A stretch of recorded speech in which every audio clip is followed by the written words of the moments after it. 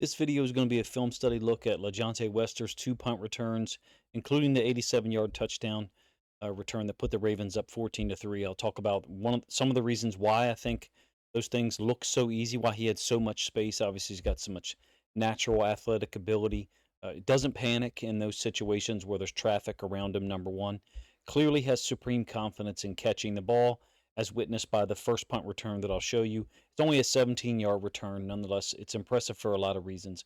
First of all, he's got the confidence to come up and catch the football. And when a punt is short and you've got both gunners double teamed, catch the damn ball. There's nothing more frustrating than seeing a guy that doesn't catch the ball, but when there's significant space to do so. He seems to be a player that thrives in those moments. Some chaos, if you will, reversing field, cutting back, making people miss. It's a special talent for being a six-round guy. The Ravens, I think, really kind of hit their wheelhouse in the sixth round of this year's draft, picking up some talented football players and guys like Wester who have a great opportunity to this point to make the team. Also show you a couple of his targets later in the game with Devin Leary at quarterback.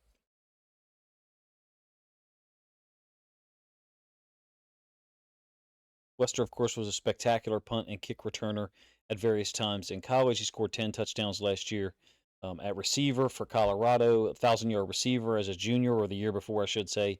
His first senior season at I believe, Florida Atlantic.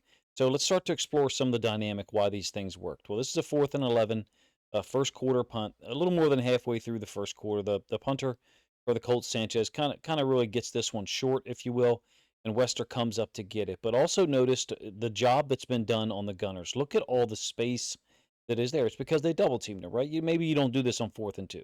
Maybe you don't do it in the regular season, but on 4th and 11, it's a good idea, if you ask me, to be able to give your punt returner some space to catch the football and to be able to make a move. Absolute danger when you put an athlete like a Wester in open field or open space and give him time set to the boundary. Now, the first time I saw this, I thought, okay, is he set to the side where they're trying to angle the kick? I've actually seen that before.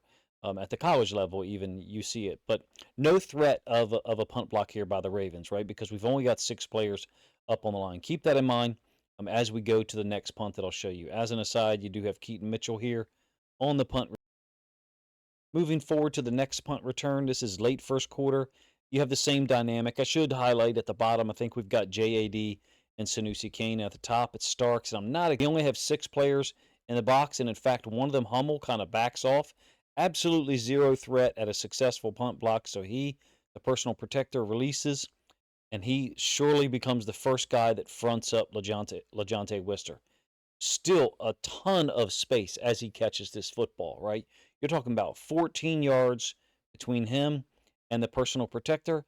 This gunner actually won his matchup. He spun out against both of our blockers. He's the player that Wester actually makes a really spectacular cut off of to bring this back to the middle of the field and then accelerate away from. You can see his awareness level as well. I'm talking about for Wester. Well, let's pull this back one time so you can see the gunner that I'm talking about. This is the guy down here that Wester's going to make his spectacular cut off of. Really kind of a stutter step. You can see he spins out of the blocks by JAD, and I believe that's Sanusi Kane, but I could be wrong.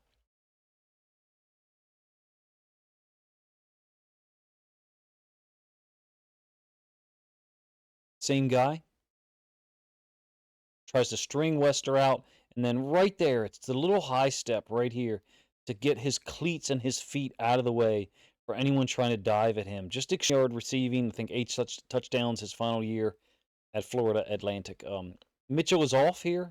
He's been replaced off the left side. I'm not exactly sure why, but like I said, the personal protector, who I mistakenly called a gunner earlier on, he's lined up to the boundary to the left side there. This is the guy that got taken, racked out of bounds initially, but Wester doesn't bring it there. He brings it back to the field. There's really not much set up here.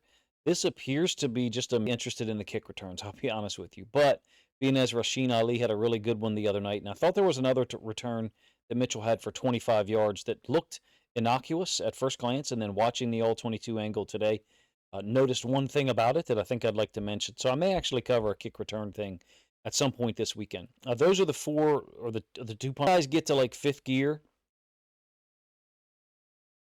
right around the time the ball is out of the quarterback's hands, Wester seems to be a guy that you can throw it out in front of. Now, he's also bringing lightly in. Doesn't really get to the bottom number of yards.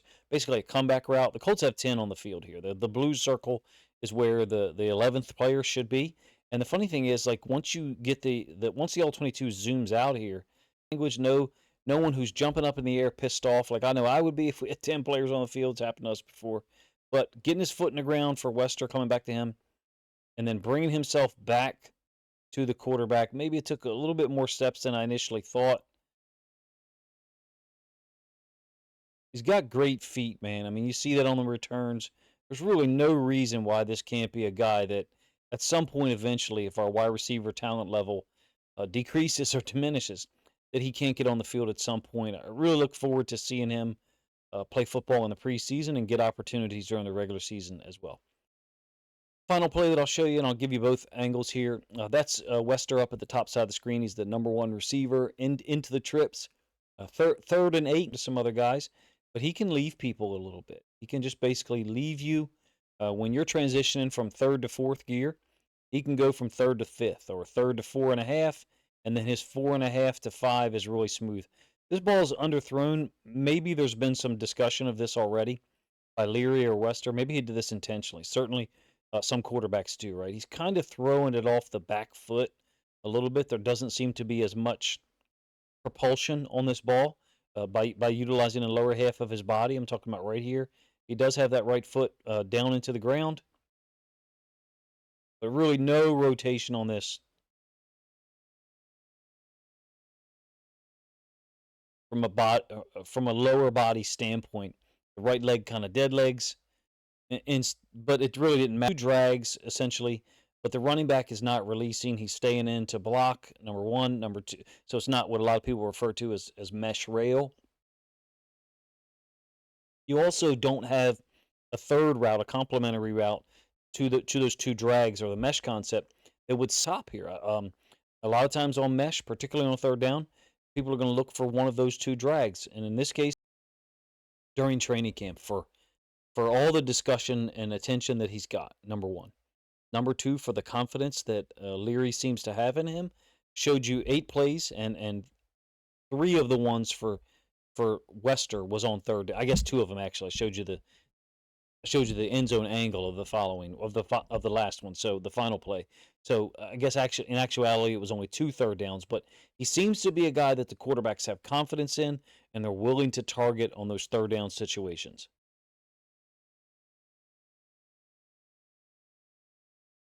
I think I'd like to see him get more targets in the next couple of preseason games, regardless of who is at quarterback. I think we've got issues with accuracy and getting the ball on time and into the right place.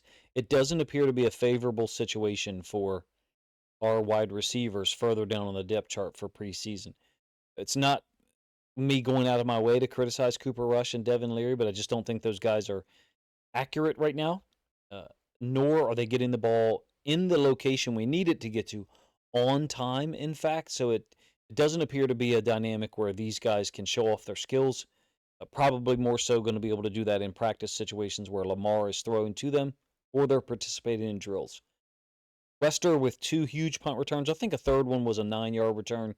Got called back for a penalty. From a kick return standpoint, we've got a lot of options. Keaton Mitchell was back there. Wester certainly looks like one of them as well. I do appreciate teams that have a dedicated punt returner and then 1 or 2 dedicated kick returners, whereby the guy who's returning punts isn't expected to do both. There's different discussion points or rationale behind that.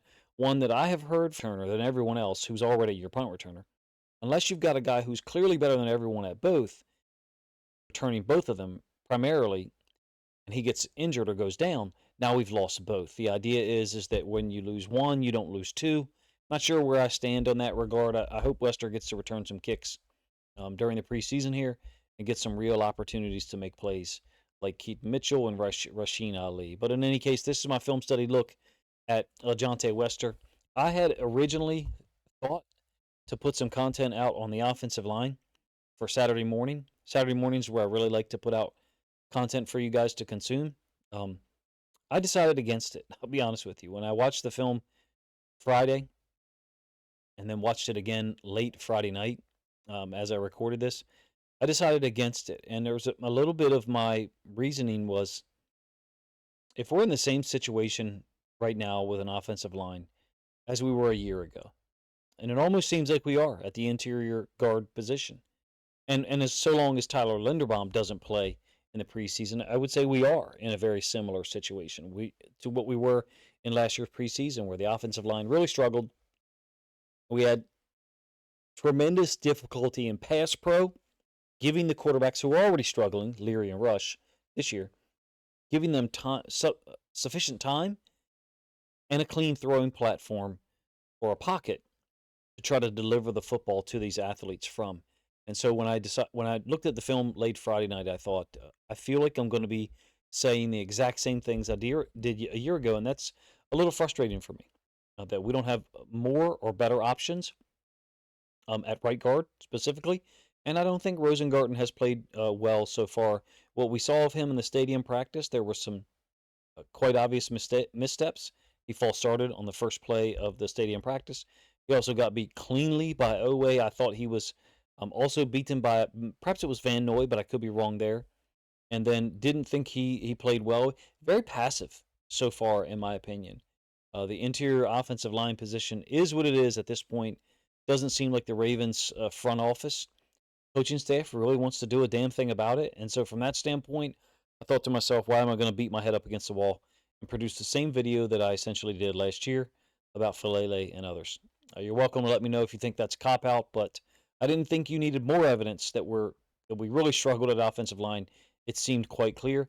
This video was more enjoyable for me to put out, a little bit more unique because of the punt return dynamic. If you enjoyed it, please let me know in the comment section. Number one. Number two, if you'd like to see me talk about kick returns, I have spent some time in the last probably 8 or 10 hours of Friday, 2 or 3 different segments, just watching some kick returns from around the league. I think I found some patterns in terms of what people are due.